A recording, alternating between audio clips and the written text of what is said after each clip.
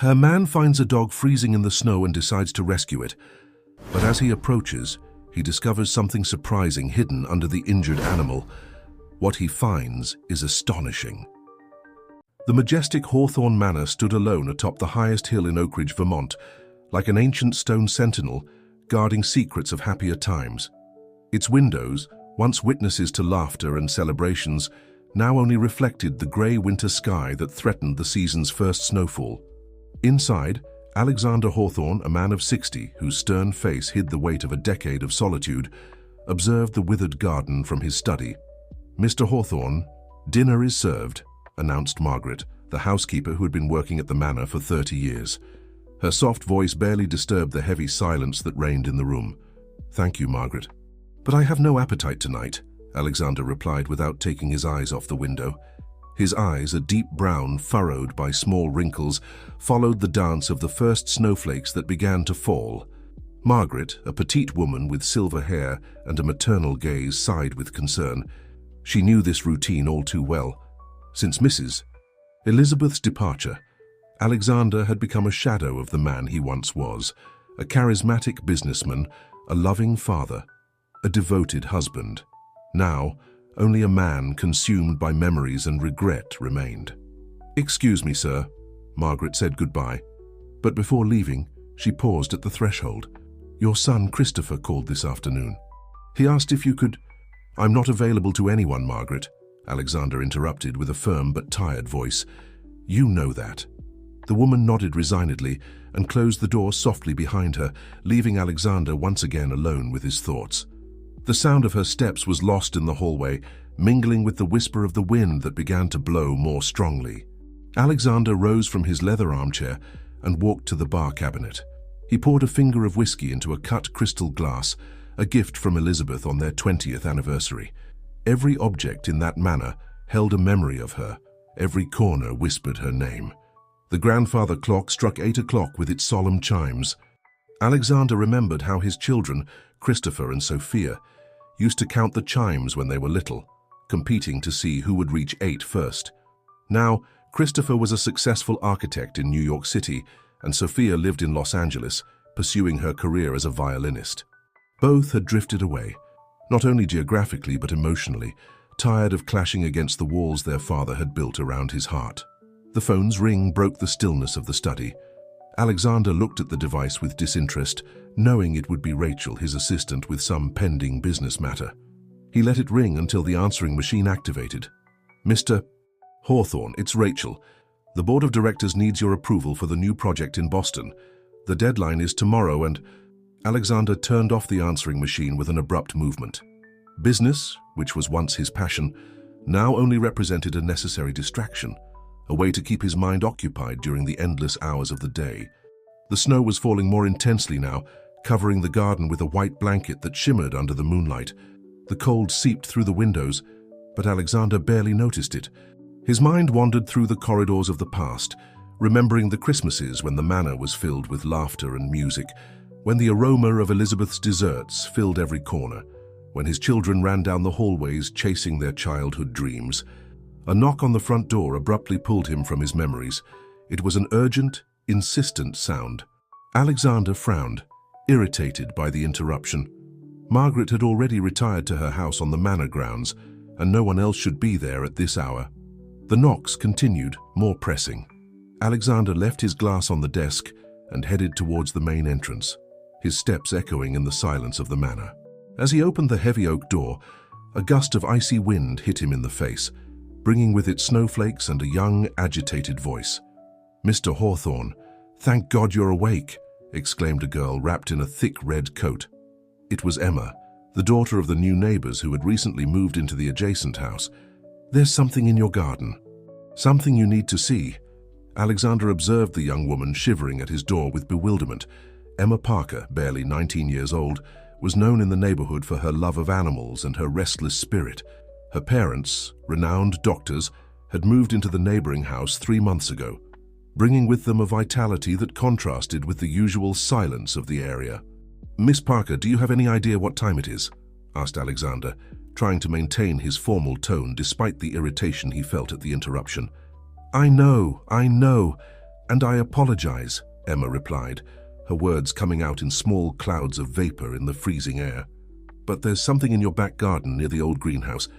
I heard some strange sounds, and when I looked over the fence—" A pitiful howl interrupted her words, piercing the night like a plea.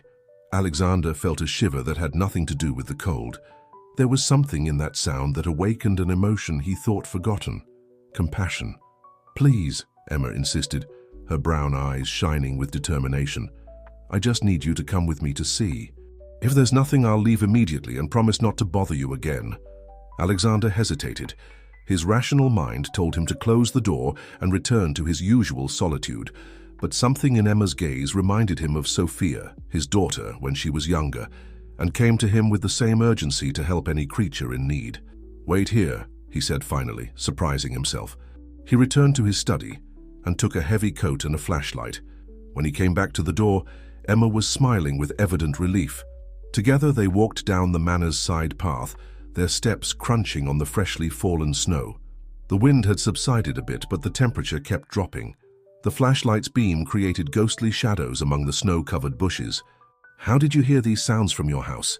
Alexander asked as they advanced. "I was in my room studying. I have the bay window that faces your garden," Emma explained. "At first I thought it was the wind, but then—" Another howl, closer this time, interrupted her. Alexander directed the flashlight's beam towards the source of the sound. Near the old greenhouse where Elizabeth used to cultivate her orchids, a small figure was moving in the darkness. As they approached, the light revealed a medium-sized dog, its fur covered in snow and mud. The animal observed them with a mixture of fear and determination, maintaining a protective stance over something they couldn't quite make out. "It's injured," Emma whispered, taking a step forward. The dog growled softly, retreating without abandoning its position. "Wait!" Alexander stopped her, noticing something in the animal's behavior. "It's not defending itself. It's protecting something." Emma nodded, understanding. "We need to help it, but first we have to earn its trust. Do you have any food at home?" Alexander thought about the dinner Margaret had prepared and that he had rejected. "Yes, let's go back to the house. This cold is too intense to stay out here." As they walked back, Alexander couldn't help but notice how the abandoned greenhouse was reflected in the manor's windows. Elizabeth always said that gardens were the heart of a home, and he had let that heart wither after her departure. In the kitchen, Emma moved with an efficiency that surprised Alexander. In minutes, she had prepared a plate with leftover chicken and some sausages she found in the refrigerator. "Do you do this often?" Alexander asked, watching her work. "Rescue animals in the middle of the night," Emma smiled. "More than my parents would like. They're convinced I'll end up being a veterinarian instead of a doctor." Her words caused a pang in Alexander's chest. How many times had Elizabeth said something similar about Sophia and her love for music? "Children's dreams don't always align with their parents," he murmured, more to himself than to Emma. "Ready to go back outside?" Emma asked, holding the plate of food. Her eyes shone with a determination that Alexander recognized. It was the look of someone who wouldn't stop until they achieved their goal. Alexander nodded, taking the flashlight again. As they prepared to face the cold once more, he couldn't help but think about how this young woman had burst into his routine, forcing him to act, to feel, to get involved. And the most surprising thing was that a part of him, a part he thought dormant, felt grateful for it. The return to the garden was more difficult. The snow was now falling with greater intensity, creating a white curtain that made visibility difficult. Emma advanced with determination, holding the plate of food close to her body to keep it warm. Alexander followed her, illuminating the path with the flashlight, while his thoughts wandered to the past. "You know," Emma whispered as they walked, "my mother told me this garden used to be the most beautiful in Oak Ridge. She said Mrs. Hawthorne used to organize tours in spring to show her orchids." Alexander felt the air escape from his lungs. "Elizabeth," he murmured, "she had a special gift with flowers. She used to say that each orchid had its own personality." "Why did you let it all wither away?"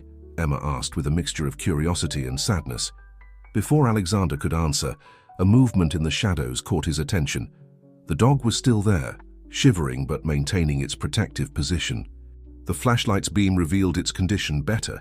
It was a young animal with golden fur under the layer of dirt, with a visible wound on one of its hind legs. "It's okay, little one," Emma murmured, crouching slowly and leaving the plate of food at a prudent distance. "No one's going to hurt you." The dog sniffed the air, the aroma of hot food awakening its interest. However, it didn't move from its position. Its eyes, a deep amber, moved between Emma and Alexander, assessing whether they represented a threat. "It needs professional help," Alexander observed, noticing how the animal avoided putting weight on its injured leg. "I know a veterinarian downtown, Dr. Thompson. He's been taking care of the family's pets for years." "At this hour?" Emma asked, surprised by the suggestion. "He owes me a few favors," Alexander replied dryly, remembering the times he had helped the veterinarian expand his clinic. A weak sound, different from the previous howls, emerged from behind the dog. Emma and Alexander exchanged surprised looks. Carefully, Alexander moved the flashlight to better illuminate the area the dog was protecting. "Oh my God," Emma exclaimed in a whisper. "They're owlets, great horned owl chicks." Indeed, huddled in a hollow between the roots of an old oak tree, 3 small owls were shivering from the cold. Their feathers, barely developed, were wet from the snow, and their large eyes blinked weakly. "Great horned owls," Alexander murmured, recognizing the species. "Elizabeth had a book about the region's birds. These owls are—" He stopped abruptly, remembering the afternoons he spent with her, observing the birds that visited the garden. The dog, perhaps sensing that their intentions were not hostile, took a hesitant step towards the plate of food. However, every few bites it turned its gaze back to the owlets, as if it couldn't allow itself to lower its guard. "It's extraordinary," Emma commented, observing the animal's behavior. "It must have found the owlets fallen from the nest and, instead of, well, it decided to protect them." Alexander observed the scene with a mixture of emotions he couldn't name. The dog's devotion to protecting creatures that weren't even of its own species painfully reminded him of Elizabeth. She always said that true love knew no limits or species. "The old greenhouse," he said suddenly, startling Emma. "We can use it as a temporary shelter. It's abandoned, but the walls are still solid and it will keep them safe from the cold while we get help." "Are you sure?" Emma asked, noticing the tone of emotion in his voice. It was the first time she had heard him speak with something more than his usual indifference. "Yes," Alexander replied firmly.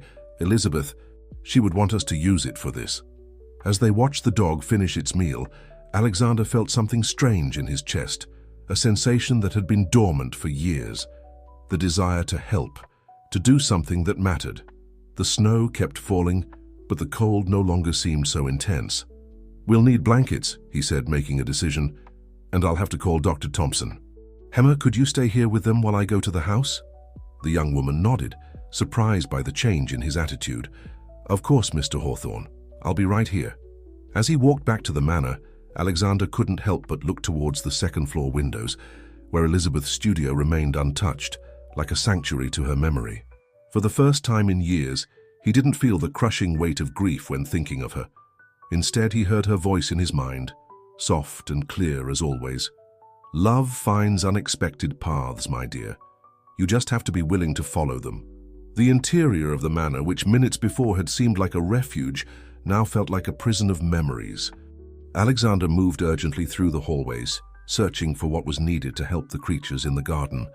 His steps resonated differently, more determined, as if each movement had a purpose that had been absent for years. "Margaret!" he called, remembering that the housekeeper had a small apartment in the back of the property. He picked up the internal phone and dialed her extension.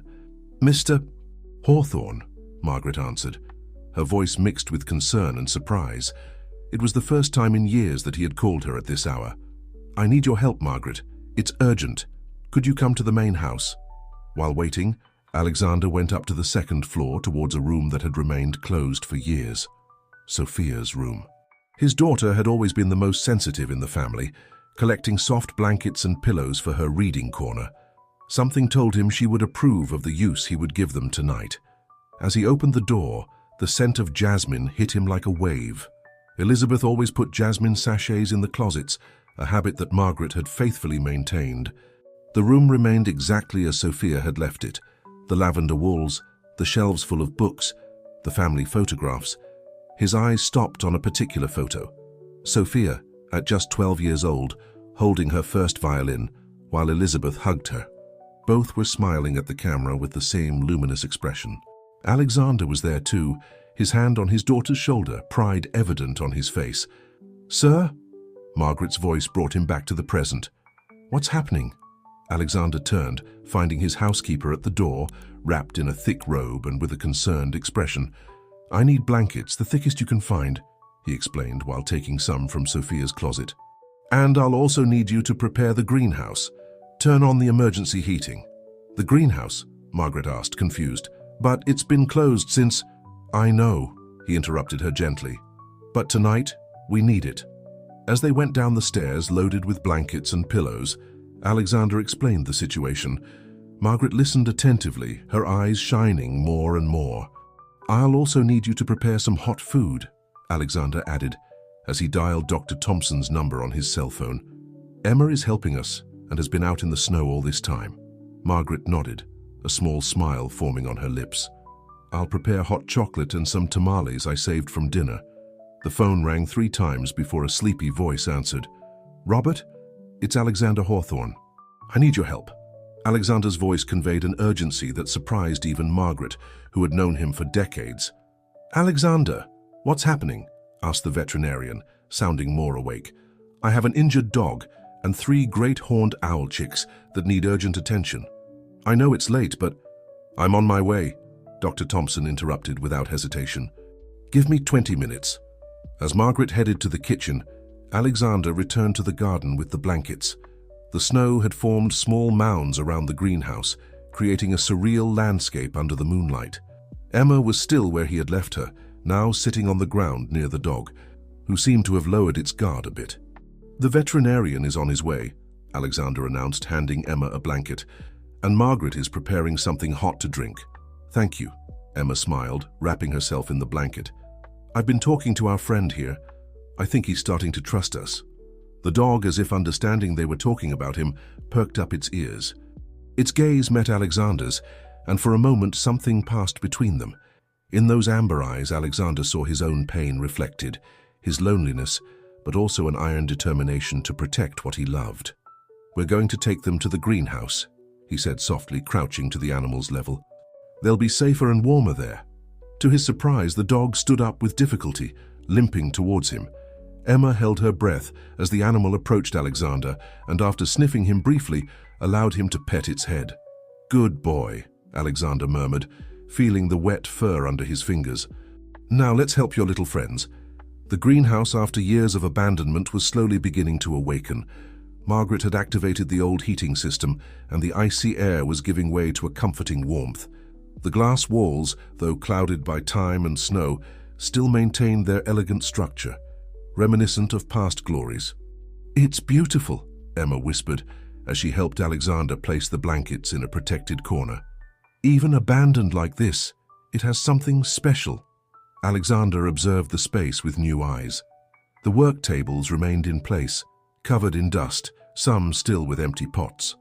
On the walls, the rusted hooks that once held orchids seemed like extended arms, waiting to bloom again. "Elizabeth designed every detail," he explained, his voice soft but firm. "She wanted it to be a refuge not just for her plants, but for any living being that needed it." The dog, which they had managed to convince to enter, explored the space cautiously, its nose working overtime to process the old scents. It limped visibly, but its determination didn't falter. Every few steps it returned to check on the owlets, which now rested in an improvised nest made with the softest blankets. "We'll need clean water," Emma said, noticing how the dog was licking the condensation off the glass, "and something to clean that wound until the vet arrives." "The supply cabinet," Alexander suddenly remembered. He went to a corner of the greenhouse and opened a small cabinet built into the wall. Elizabeth kept a first aid kit here, for rose thorns. As he searched among the old supplies, a memory hit him hard. Elizabeth kneeling next to 7-year-old Sophia, cleaning a small cut on her finger. "Roses are like life, my love," she was telling her daughter. "Beautiful, but with thorns.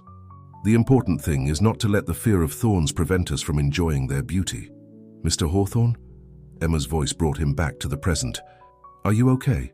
"Yes," he replied, blinking away the tears that threatened to form. "I found some alcohol and bandages.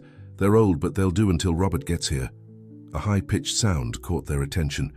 One of the owlets had stirred, prompting the immediate reaction of the dog, which limped over to check on its condition. "It's incredible," Emma commented, observing the interaction. "How does a stray dog develop this protective instinct towards other species?" "Love knows no species," Alexander replied automatically, repeating the words Elizabeth used to say. "Nor races, nor social classes, nor distances," completed a voice from the greenhouse door. Margaret had returned, carrying a tray with steaming cups of hot chocolate and a plate of tamales. But what caught Alexander's attention was the figure following her. Christopher, his son, dressed in a travel coat and with an expression of surprise on his face. "Christopher," Alexander murmured, feeling the air thicken in his lungs. "What are you doing here?" "I called Margaret this afternoon," Christopher replied, his eyes scanning the greenhouse with a mixture of nostalgia and amazement. "I wanted to try talking to you one more time. When she told me you were here in Mom's greenhouse, I had to see it for myself." The silence that followed was interrupted by a soft whimper from the dog, which observed the scene with curiosity from its protective position next to the owlets. "Well," Christopher smiled, noticing the animals for the first time, "it seems I'm not the only one who has found refuge here tonight." Alexander felt a lump in his throat. His son was there in the space that most vividly held Elizabeth's essence, witnessing the exact moment when the walls he had built around his heart began to crack. "Dr. Thompson is on his way," he finally managed to say. "These little ones need professional help." "Old Robert?" Christopher asked, a nostalgic smile appearing on his face. "Remember when he used to treat the injured birds Sophia brought home?"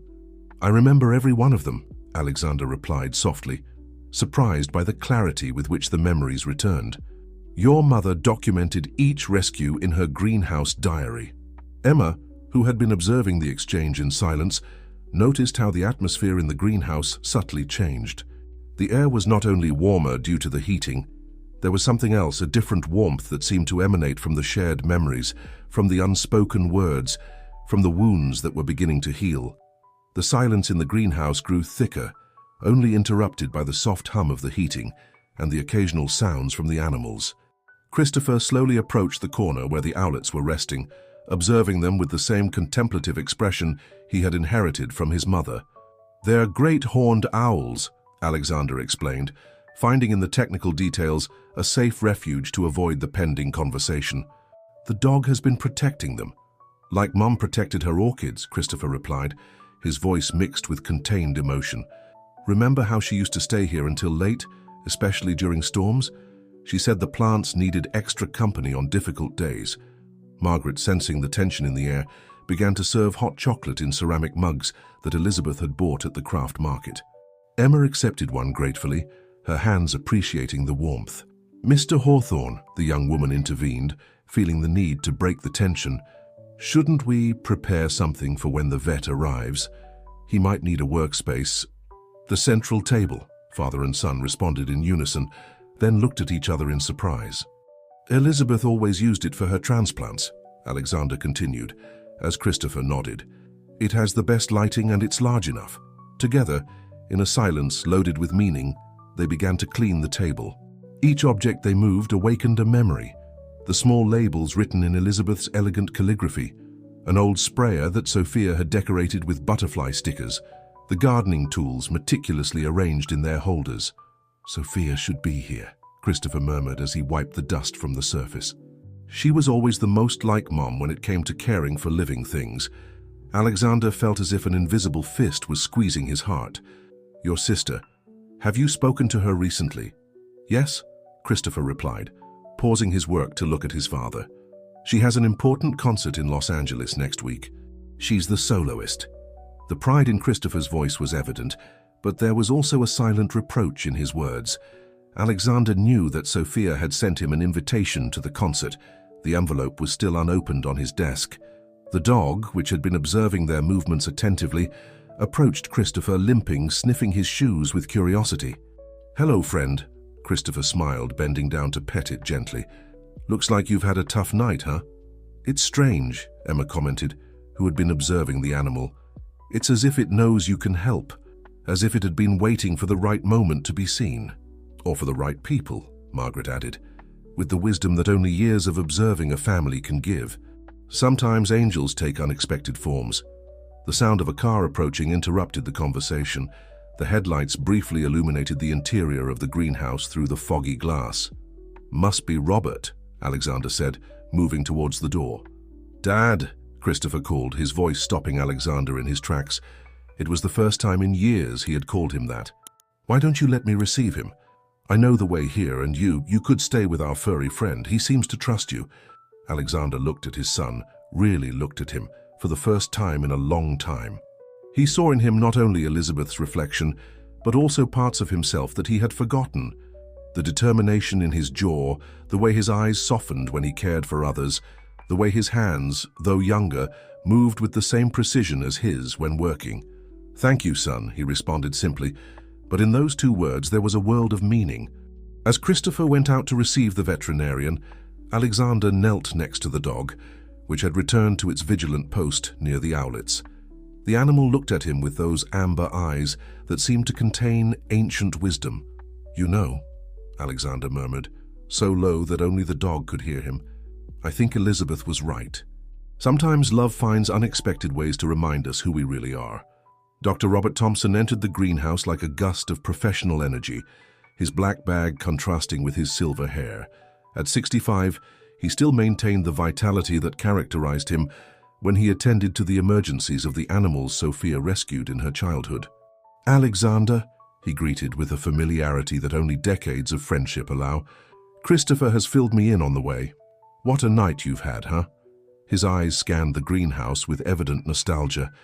Elizabeth would be happy to see this place being useful again. Margaret, who had been rearranging the blankets, approached with a cup of hot chocolate. "Doctor Thompson, you must be freezing. Take this first." "Ah, Margaret, your hot chocolates are still the best medicine on a cold night." The veterinarian smiled, but his eyes were already professionally evaluating the animals. "Now, let's see our patients." He approached the dog first, which observed him cautiously but without aggression. "Well, friend, let's check that leg," he murmured softly as he crouched down. "He's been protecting the owlets all night," Emma explained. "He wouldn't even move away from them to eat." "Fascinating," Robert commented as he examined the dog. "It's a Belgian Malinois, probably about 2 years old. These dogs are known for their intelligence and loyalty, but this protective behavior towards another species is extraordinary."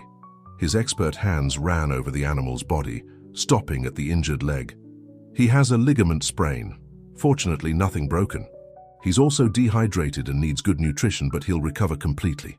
Alexander, who had been holding his breath without realizing it, let out a sigh of relief.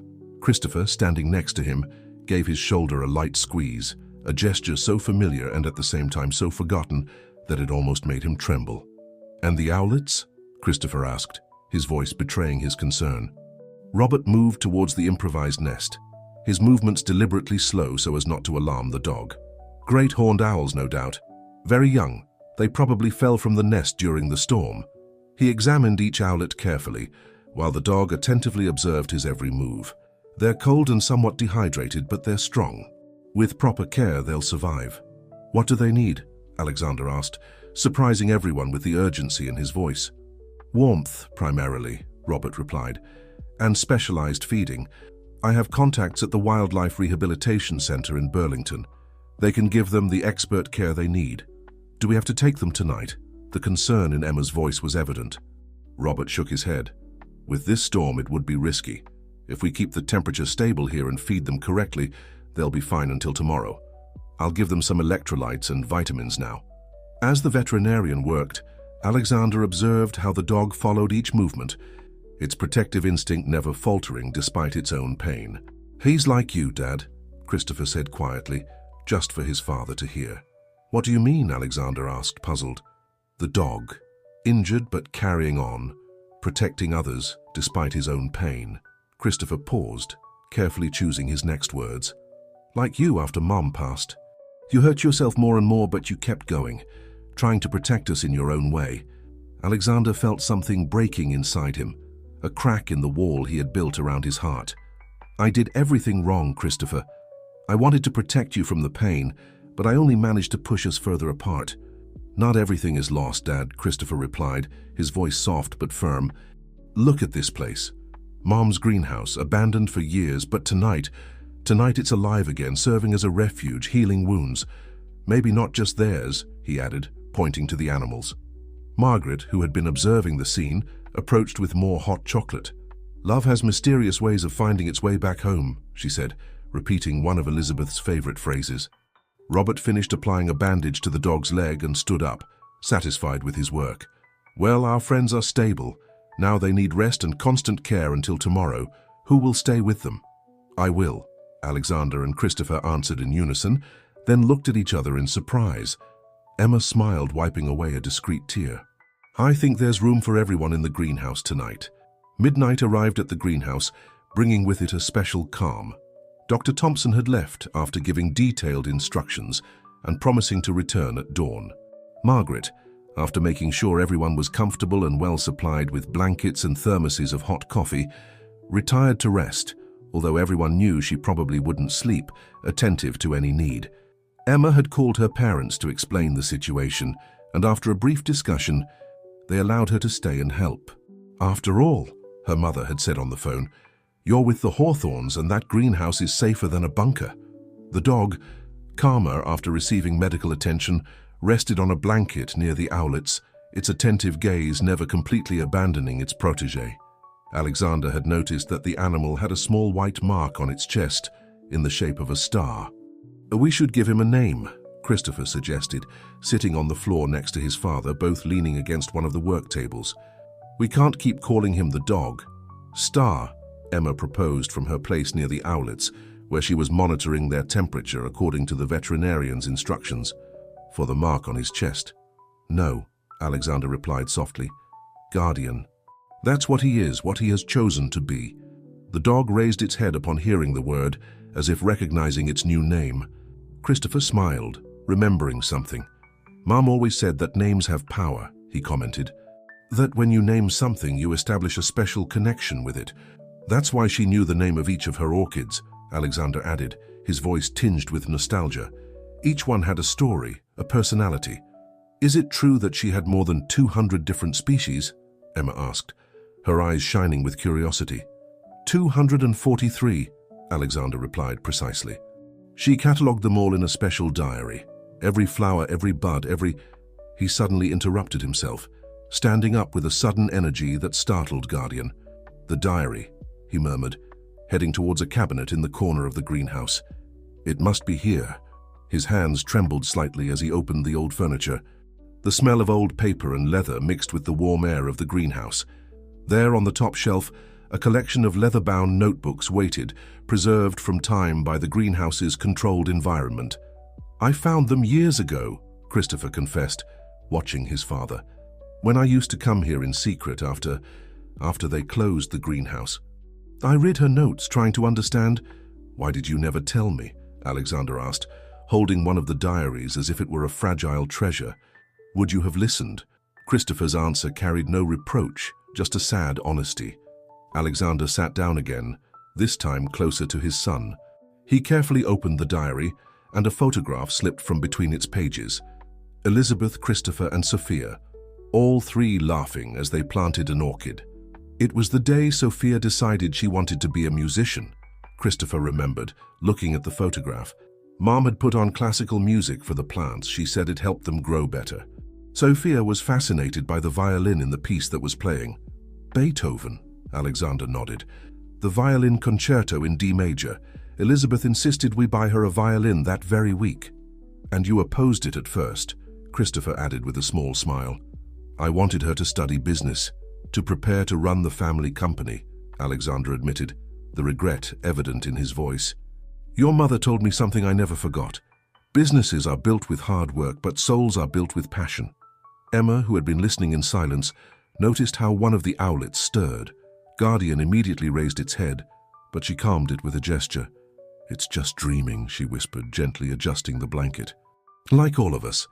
Sophia has a concert next week, Christopher said after a moment of silence. In Los Angeles. It's her first solo with the National Orchestra. Alexander nodded slowly. I know. The invitation is on my desk. Will you go? Christopher's question floated in the air, loaded with hope and fear. Before Alexander could respond, Guardian suddenly stood up, its ears alert. A soft sound was coming from outside the greenhouse. The snow had stopped falling, and in its place a gentle drizzle was hitting the glass, creating a natural melody that filled the space. The rain continued its soft melody against the greenhouse's glass, creating an intimate atmosphere that invited confidences. Alexander still held Elizabeth's diary in his hands, his fingers absent-mindedly caressing the yellowed pages. "Did you know your mother wrote about you in these diaries?" he finally asked, breaking the silence. "They weren't just records of her orchids." Christopher leaned in closer, curiosity shining in his eyes. Alexander began to read in a low voice. "Today Sophia played her first complete melody on the violin. It wasn't Beethoven, but her determination reminded me of the most resilient orchids, those that bloom even in the most adverse conditions." Christopher recorded her with his new camera, and for a moment I saw in his eyes the same gleam that Alexander has when he contemplates something beautiful. "My children are growing like my orchids, each at their own pace, each with their own beauty." Alexander's voice trembled slightly as he finished reading. Emma, who had been watching over the owlets, held her breath, feeling she was witnessing something deeply intimate. "Mom always knew how to see beauty in everything," Christopher murmured, "even in our mistakes." "Except I didn't understand it," Alexander admitted, gently closing the diary. "When Sophia decided to dedicate herself completely to music, I only saw an uncertain future. I didn't see the beauty in her passion, only the risks." Guardian got up from its place and limping softly approached Alexander, resting its head on his knee as if sensing his anguish. "It's curious," Emma commented, observing the scene. "Sometimes we need others to show us the path to compassion, like Guardian with the owlets, or like Mrs. Elizabeth with her diaries. Or like you tonight," Christopher added, looking at the young woman with gratitude. "If you hadn't insisted on seeking help," Emma blushed slightly. "I just did what anyone would have done." "No," Alexander interrupted gently. "You did what Elizabeth would have done, what she taught me to do, although I forgot it for so long." He slowly stood up, walking towards the greenhouse windows.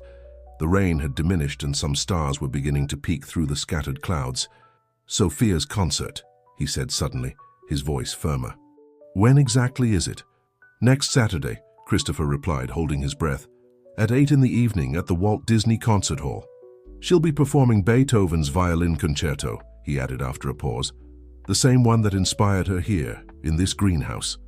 Alexander remained silent for a moment, his silhouette outlined against the foggy glass.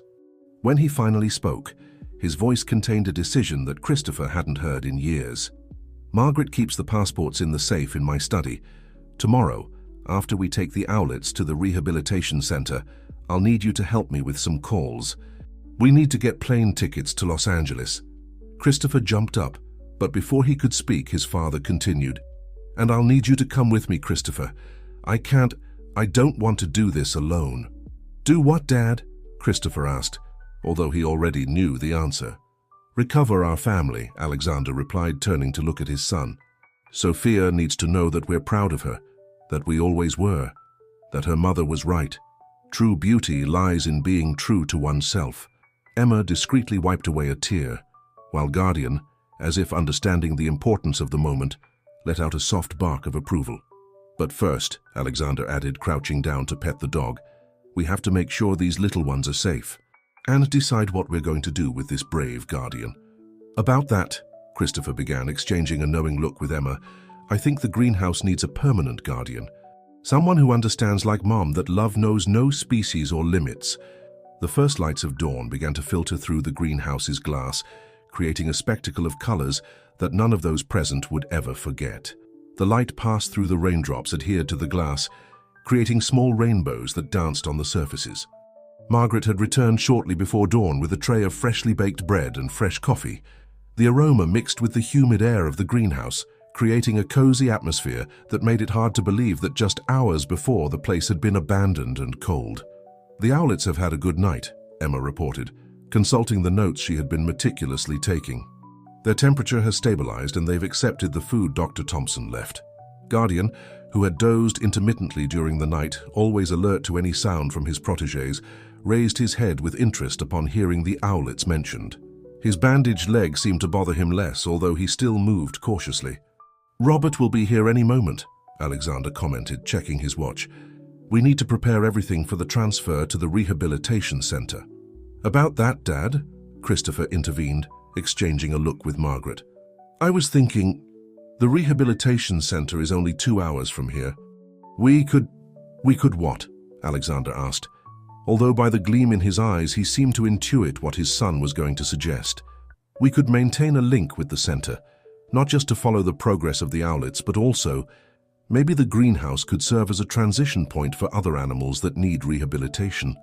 Emma straightened up, excited by the idea. It would be perfect. The space is ideal, and with some adaptations. The adaptations wouldn't be a problem, Christopher continued, his training as an architect manifesting in his voice. We could design specific spaces for different types of animals, maintaining the essence of the greenhouse but giving it a new purpose.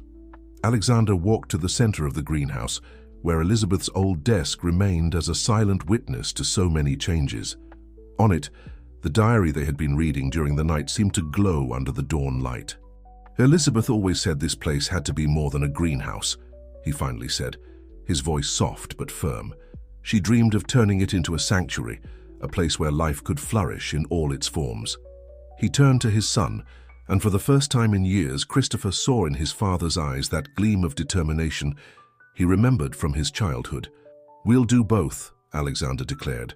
We'll restore the greenhouse, but not just for your mother's orchids. We'll turn it into what she always dreamed of, a sanctuary. And then, Christopher asked, though he already knew the answer.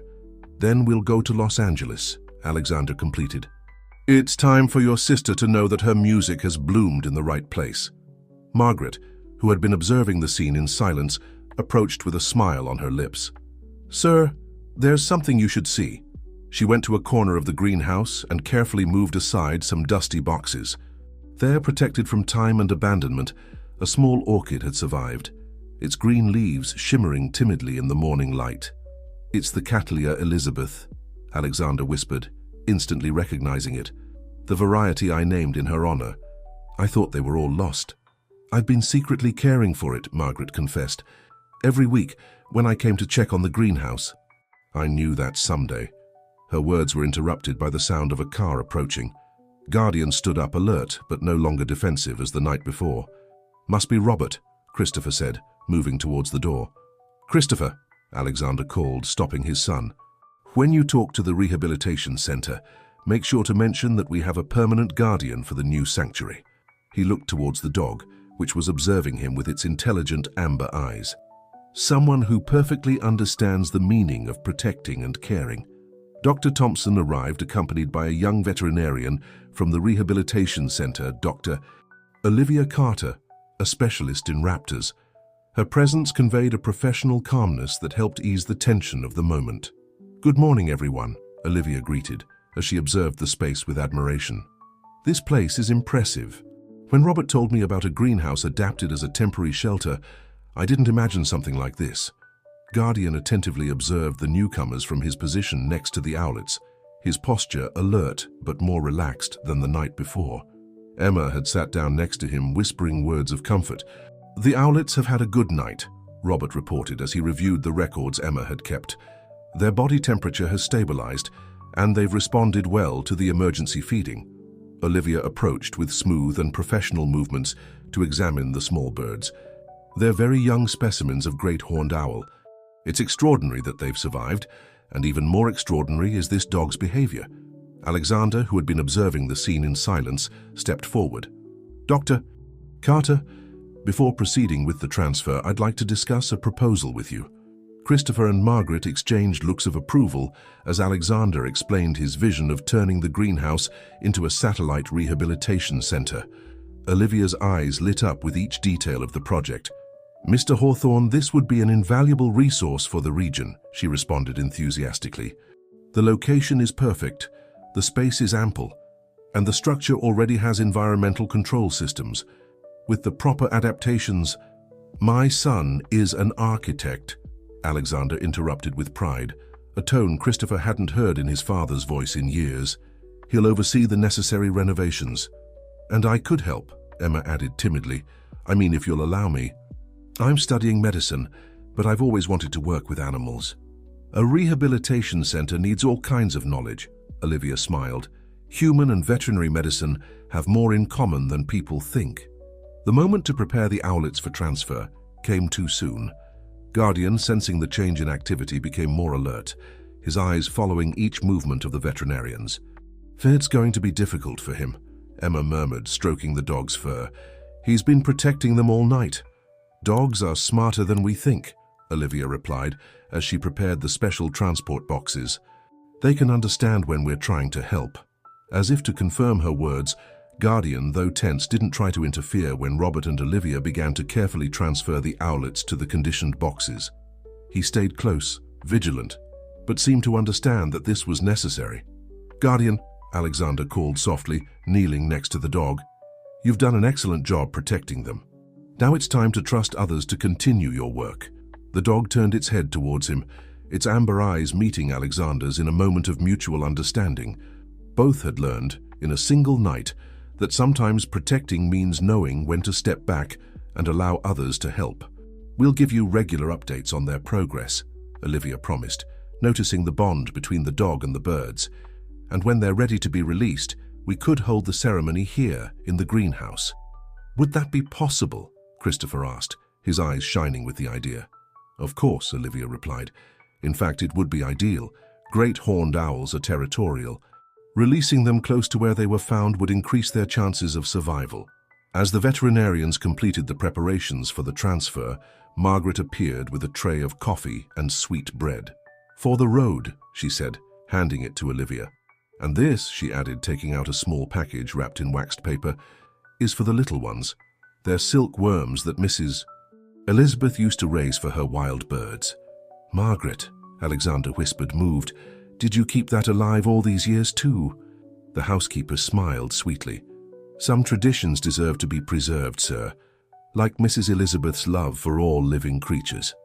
The departure of the veterinarians with the owlets left a particular silence in the greenhouse.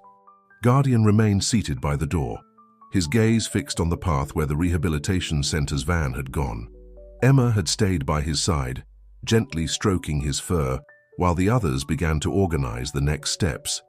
"We need to start preparations as soon as possible," Alexander said, his voice charged with renewed energy. "Sophia's concert is in 6 days. Christopher, who had been examining the greenhouse structure with a critical eye, turned to his father. "Do you want us to start the renovations before the trip?" "Not exactly," Alexander replied, walking towards Elizabeth's old desk. "I want us to do something more important first."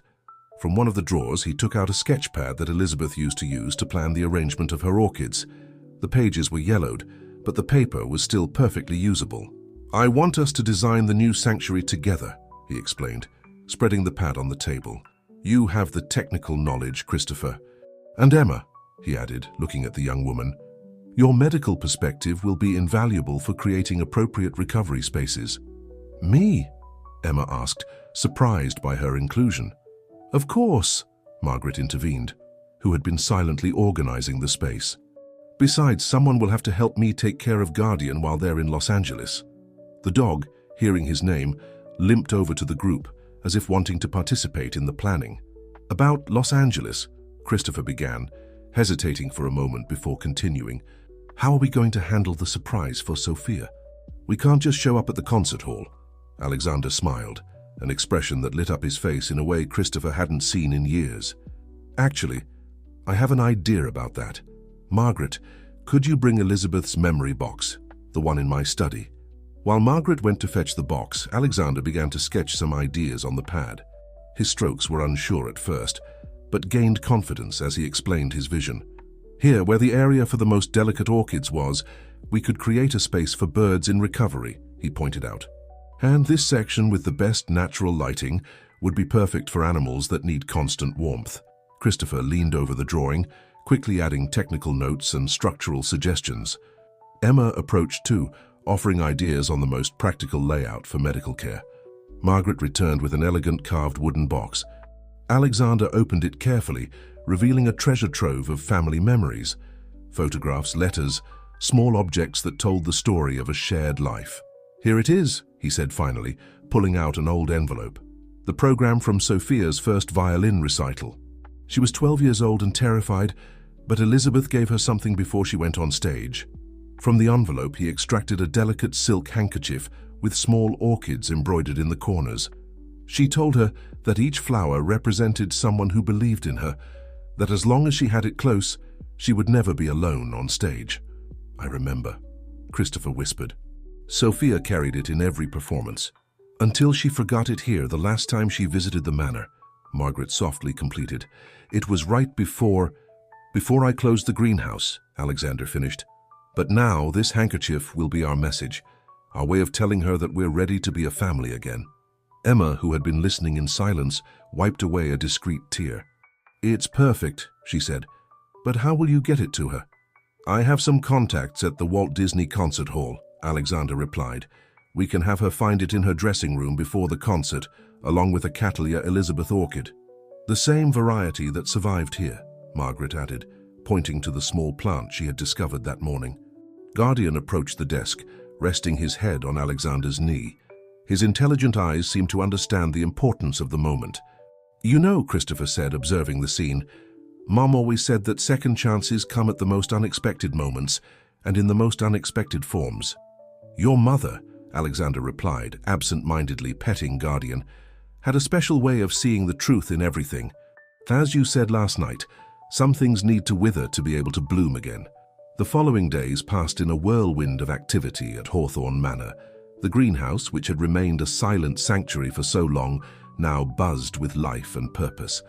Christopher had set up his impromptu architecture studio on one of the work tables, his plans and sketches expanding like vines over the surface.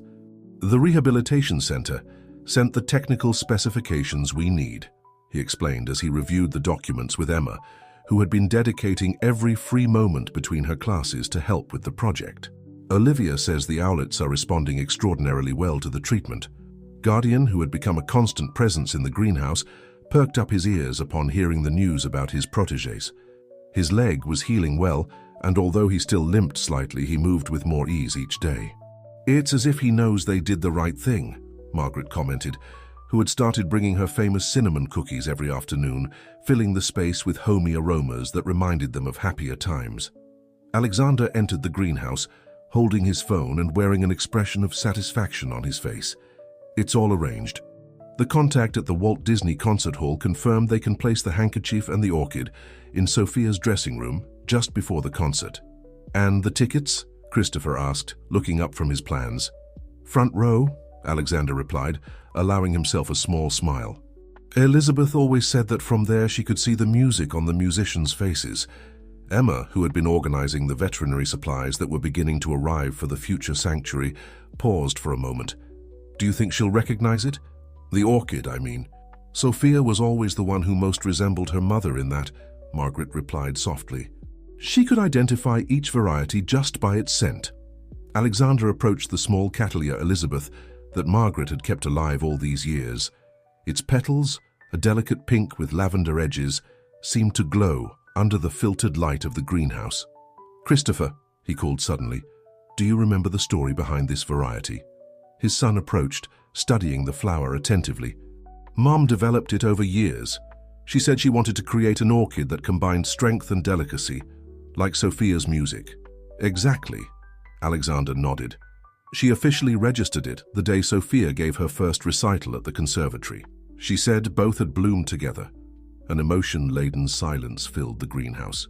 Even Guardian seemed to perceive the importance of the moment, approaching to sit next to Alexander.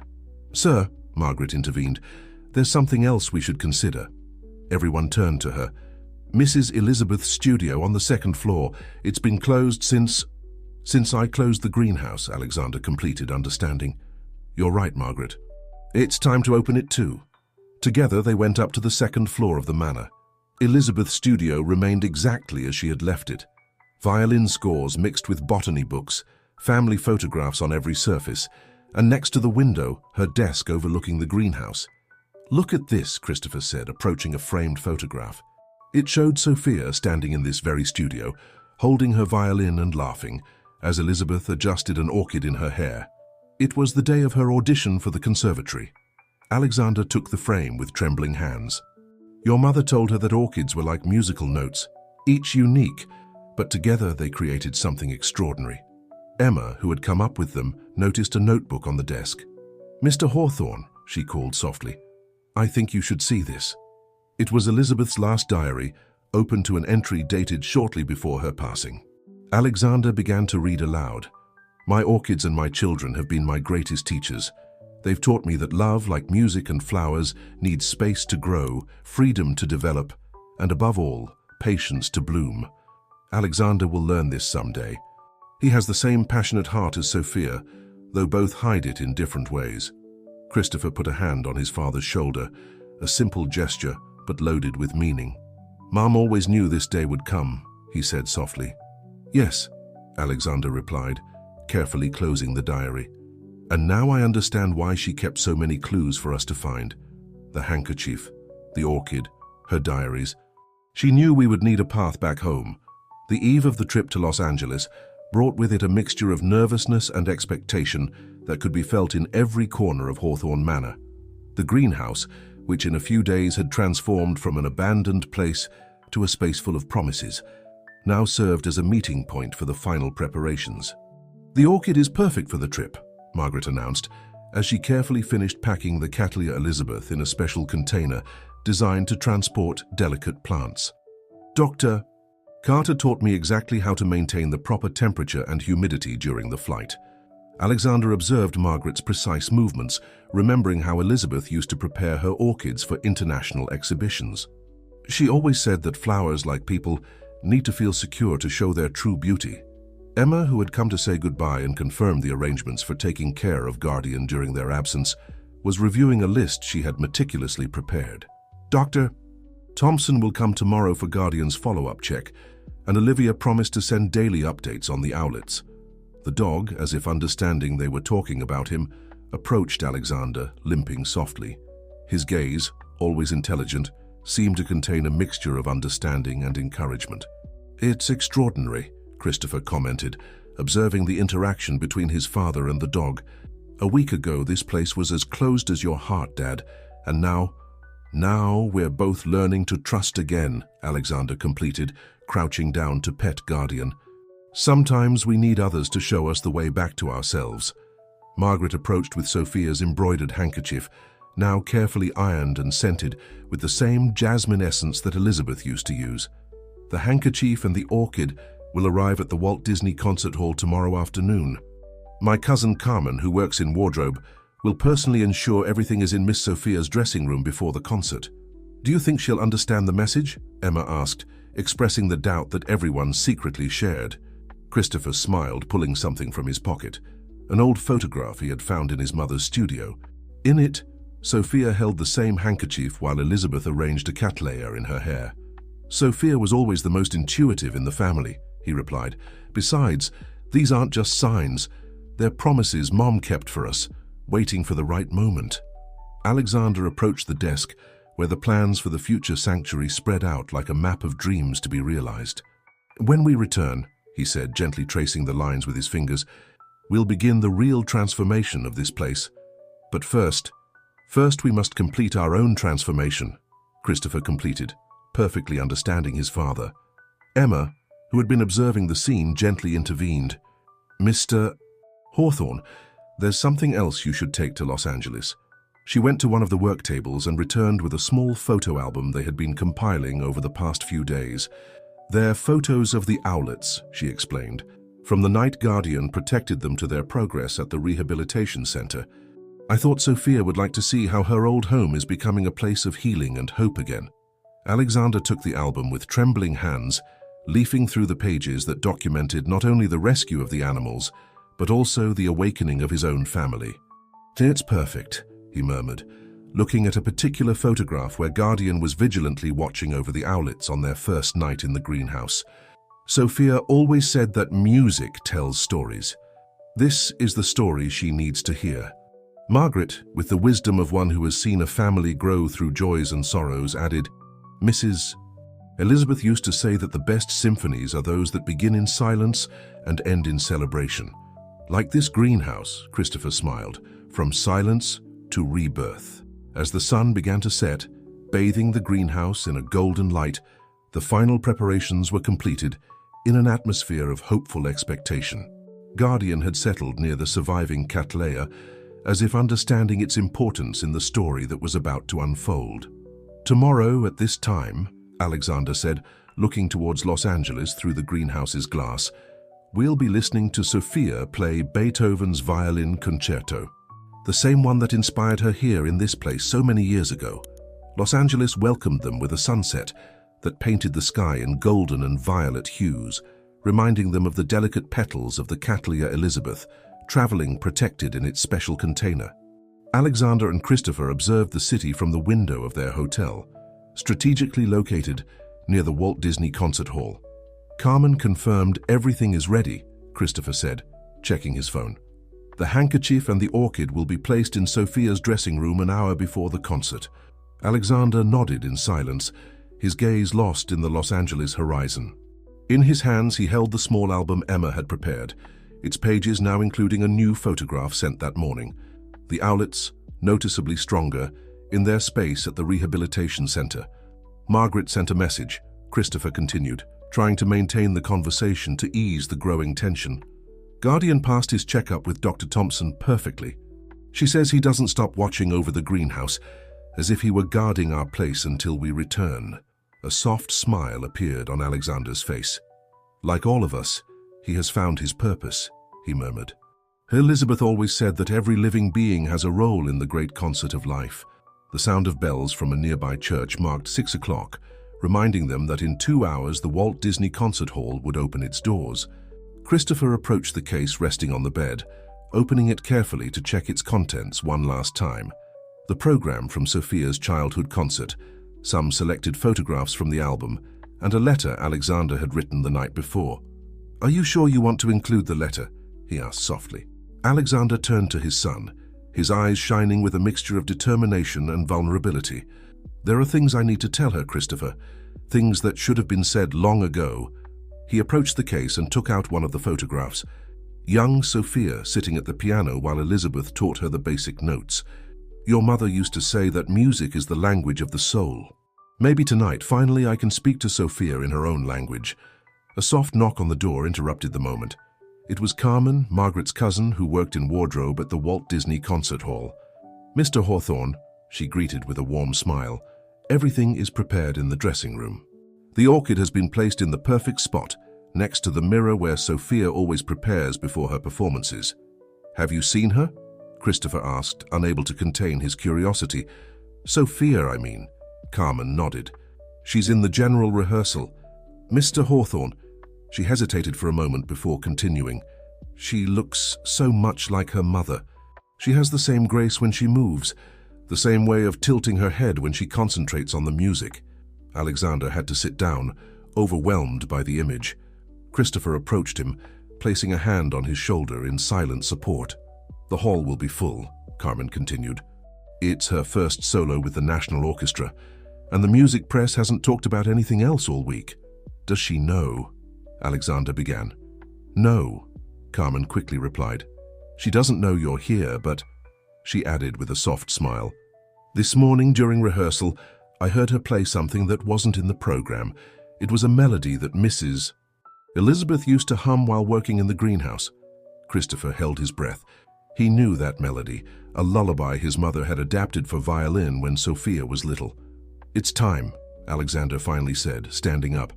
"Christopher, could you bring the box with the program and the photographs? I want Carmen to place them next to the orchid." As they prepared the final details, a message arrived on Christopher's phone. It was a photo from Emma, Guardian sitting in the greenhouse, next to the window, as if he too were waiting for news of the big moment. "Dad," Christopher called softly, showing him the image. "Look at this." "Even from Oak Ridge, it seems like everyone is with us tonight." Alexander observed the photograph, remembering how a snowy night and a brave dog had initiated this chain of events that now brought them to Los Angeles, to the moment of truth. "Your mother always said that love finds mysterious ways," he murmured. "Tonight I finally understand what she meant."